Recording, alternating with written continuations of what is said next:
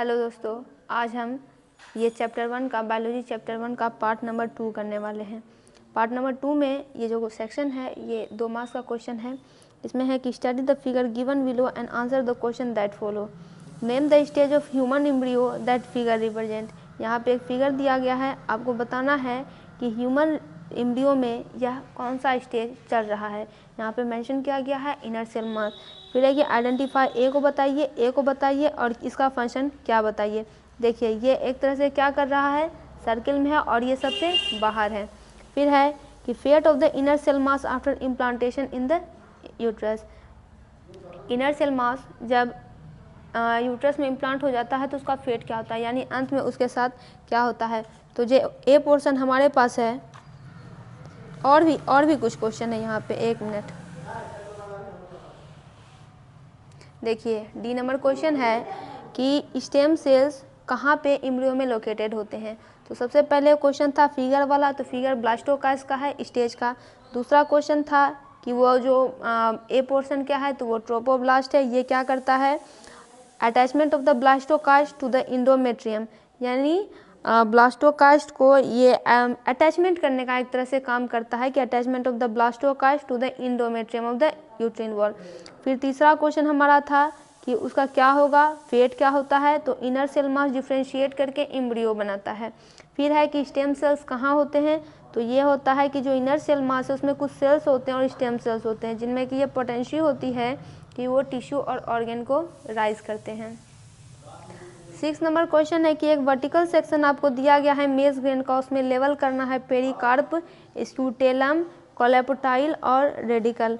तो यहाँ पे देखिए पेरिकार्प यहाँ पे हो जाएगा, इंडोस्पर्म यहाँ पे हो जाएगा, यानी कि यहाँ पे तो सारे पार्ट दिए ही गए हैं। आप इसे एक बार ध्यान से देख लीजिएगा।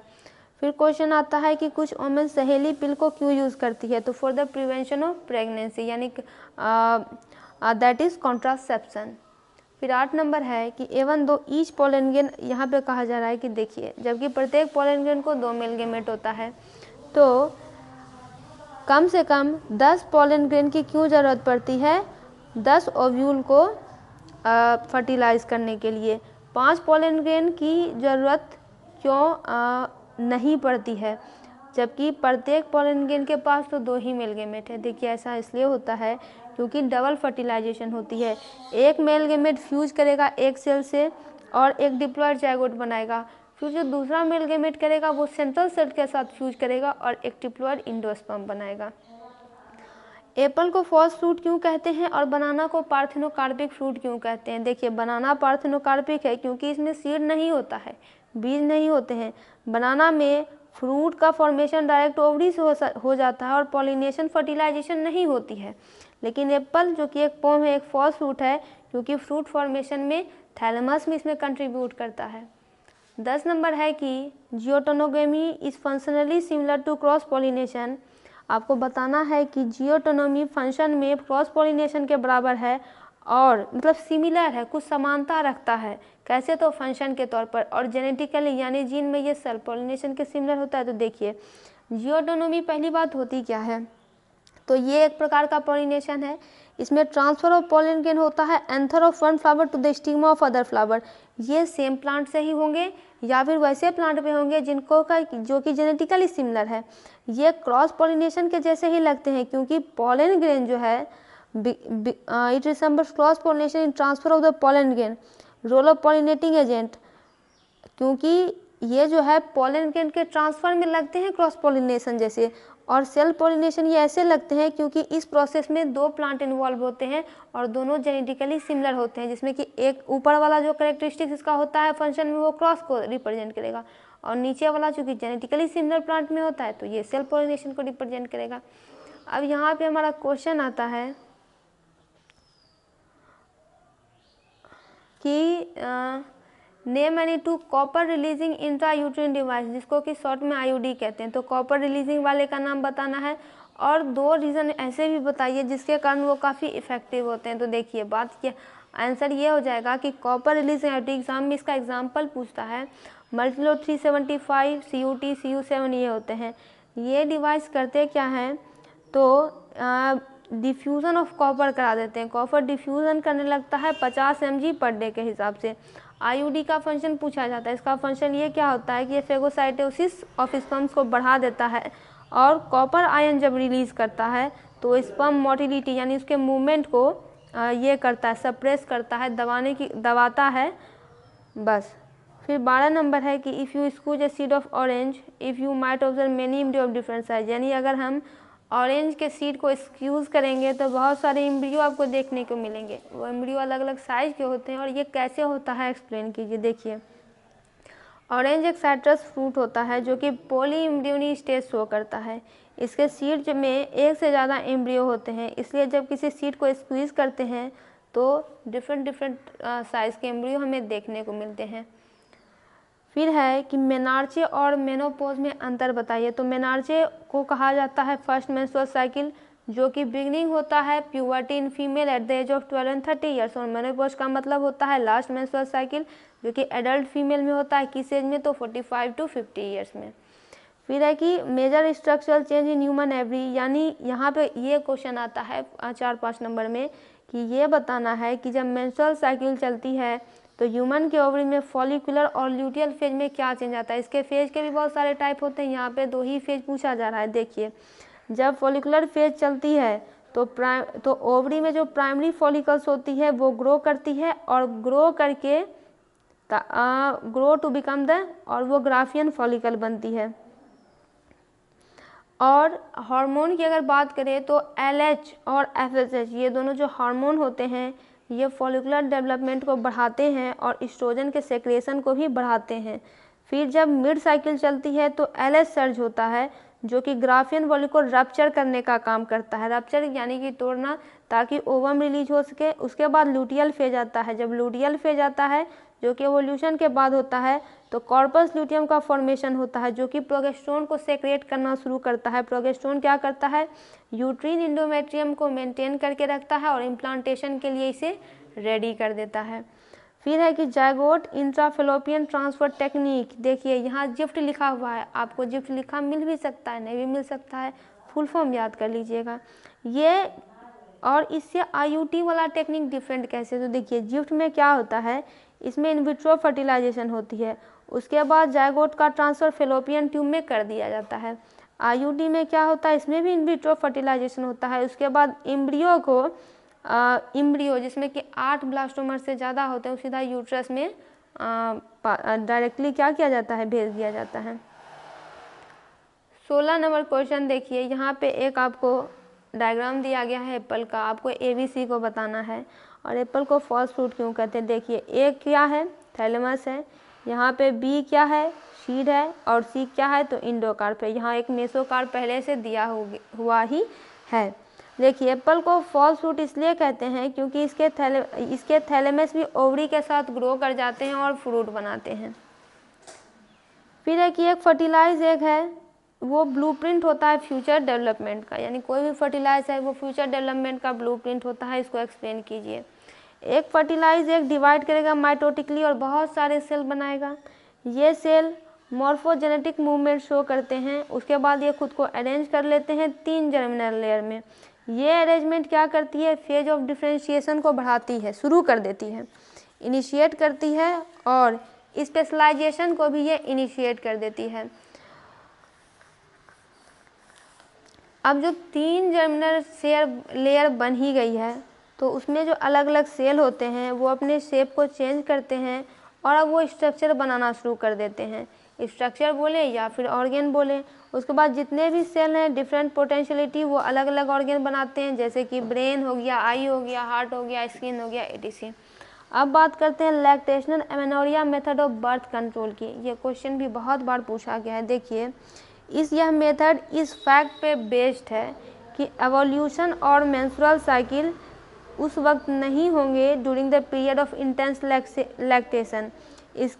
इसका मतलब है कि जब तक as long as the mother breast feed the child fully chances of combination are almost nil, यानी कि जब तक जो मदर है वो चाइल्ड को ब्रेस्ट फीड कराती रहेंगी तब तक कॉन्सेप्शन के चांसेस एकदम कम होते हैं, नील होते हैं। हालांकि ऐसा मेथड को जो है इफ़ेक्टिव अप टू 6 मंथ ही किया गया है फॉलोइंग पार्ट्यूरेशन, क्योंकि इसमें कोई मेडिसिन या डिवाइसेस का यूज नहीं किया जाता है, तो इसमें साइड इफ़ेक्ट भी कुछ नहीं होता है और चांसेस ऑफ फेल्योर इसमें हाई होते हैं। एक माउस प्लांट है, वो लार्ज नंबर ऑफ एंथेरोजोइड प्रोड्यूस कर रहा है, लेकिन कुछ ही एग सेल प्रोड्यूस कर रहा है, क्यों? देखिए, माउस में जो है एग्स आर्चेगोनियम में लोकेटेड होते हैं। उनको फर्टिलाइज कराने के लिए एंथेरोजोइड को वाटर में स्विम करना पड़ता है ताकि वो एग तक पहुंच जाए। तो प्रोडक्शन लार्ज नंबर में होगा तभी तो चांसेस ऑफ फर्टिलाइजेशन हाई होंगे, क्योंकि देखिए जो भी फर्टिलाइजेशन आउटसाइड द बॉडी होता है उसमें बहुत ज़्यादा खतरा होता है, वेदर ख़राब हो सकता है, शिकार हो सकता है, इसीलिए ऐसे कंडीशन में एग जो है वो बहुत ही लार्ज नंबर में प्रोड्यूस होते हैं। यही कारण यहाँ पे भी चल रहा है। 20 नंबर क्वेश्चन है कि mention the reason for difference in ploidy of zygote and primary endosperm nucleus, यानी एंजियोस्पर्म के प्लॉइडी ऑफ जायगोट में और प्राइमरी एंडोस्पर्म न्यूक्लियस में क्या डिफरेंस है। देखिए, जायगोट क्यों बनता है? जायगोट का फॉर्मेशन आप लोग को पता होगा, जब दो हैप्लॉइड गैमेट बनते हैं तो जायगोट बनता है। दोनों हैप्लॉइड एनएन होते हैं, जायगोट जो बनता है डिप्लॉइड बनता है। Endosperm triploid primary endosperm nucleus से बनता है, क्यों? तो एक फ्यूजन, क्योंकि इसमें एक मेल गैमेट का फ्यूजन होगा और इसमें दो पोलर न्यूक्लियाई इन्वॉल्व होंगे। तो यही कारण है इन तीनों की कि जायगोट जो है डिप्लॉइड होता है और इंडोस्पर्म ट्रिप्लॉइड होता है। जायगोट को लिखेंगे 2n और इंडोस्पर्म को लिखेंगे 3n। फिर अब यहाँ 21 नंबर क्वेश्चन है, ऑब्जेक्टिव में एक क्वेश्चन आता है और अगर सब्जेक्टिव पूछेगा तो 2 नंबर में पूछेगा कि कितने हैव मेचर फीमेल गेमेटोफाइट में, और वो मेचर फीमेल गेमेटोफाइट किसका है? तो फ्लावरिंग प्लांट का। कितने हैप्लॉइड सेल प्रेजेंट होते हैं, नाम दीजिए। तो देखिए 6 हैप्लॉइड सेल प्रेजेंट होते हैं। कौन कौन हो जाएगा? Antipodals 3, egg 1, साइगोनिड्स 2। अब 22 नंबर क्वेश्चन है, प्लेसेंटा एक इंडोक्राइन टिश्यू है, जस्टिफाई कीजिए। देखिए, प्लेसेंटा जो है बहुत सारे हार्मोन प्रोड्यूस करता है, जैसे ह्यूमन क्रोनिक गोनाडोट्रोपिन जिसे एचसीजी कहते हैं, ह्यूमन प्लेसेंटल लैक्टोजन जिसे एलपीएल कहते हैं, एस्ट्रोजन, प्रोजेस्टेरोन, etc। जब प्रेगनेंसी लेटर स्टेज में जाती है तो एक हार्मोन ये और प्रोड्यूस करता है जिसका नाम रिलैक्सिन होता है, इसीलिए प्लेसेंटा को इंडोक्राइन टिश्यू कहना बिल्कुल ही सही है। एक और क्वेश्चन देखते हैं कि number of tax exhibiting asexual reproduction, यहाँ पे कहा जा रहा है जो हायर प्लांट है वो जो एसेक्सुअल रिप्रोडक्शन को फॉलो करते हैं उनमें जो नंबर ऑफ टैक्सा होते हैं वो नहीं, यहाँ पे कहा जा रहा है कि जो हायर प्लांट्स होते हैं वो एसेक्सुअल रिप्रोडक्शन करते हैं, उनमें एक ड्रास्टिकली रिड्यूस देखी जा रही है। और जो higher animals as compare with lower group of plant and animal analyse the possible reason with situation, यानी यहाँ पे कहा जा रहा है कि ड्रास्टिकली चेंज क्यों देखा जा रहा है। तो देखिए यहाँ पे आंसर हो जाएगा कि जो एंजियोस्पर्म्स और वर्टेब्रेट होते हैं उनमें, इससे पहले हम एक बात समझते हैं। देखिए, जो भी कॉम्प्लेक्स ऑर्गेनिज्म होते हैं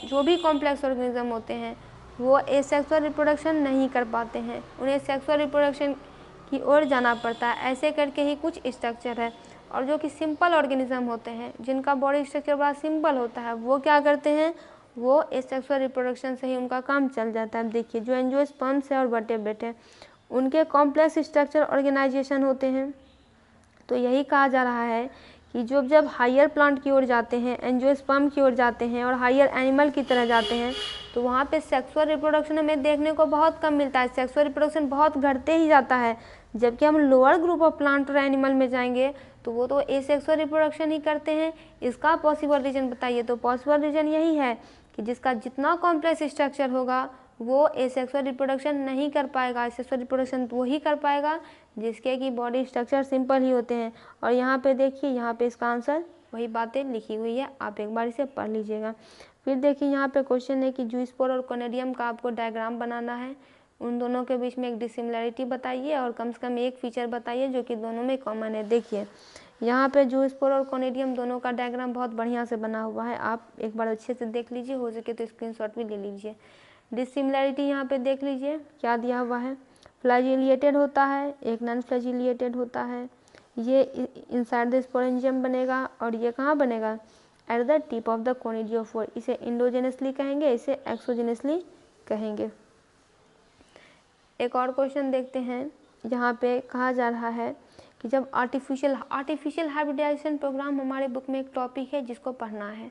यहाँ पे उसी का एक इवेंट दिया हुआ है, आपको करेक्ट सीक्वेंशियल ऑर्डर में से अरेंज करना है। देखिए पहले यहाँ पे होता क्या है वो बताना है। देखिए यहाँ पे है रीबैगिंग, सेलेक्शन ऑफ पैरेंट, बैगिंग दिया हुआ है, बस ये प्रोसेस को अरेंज कर देना है। तो देखिए सबसे पहले क्या होगा, सबसे पहले पैरेंट को सेलेक्ट करना पड़ेगा, उसके बाद हम जाएंगे इमैस्कुलेशन पर, उसके बाद बैगिंग टेक्निक की जाती है, उसके बाद होता है पॉलन ग्रेन को मेल पैरेंट से कनेक्ट कर लेते हैं, उसके बाद डस्टिंग कराते हैं पॉलन की स्टिग्मा पर, और उसके बाद हम आते हैं रीबैगिंग पर।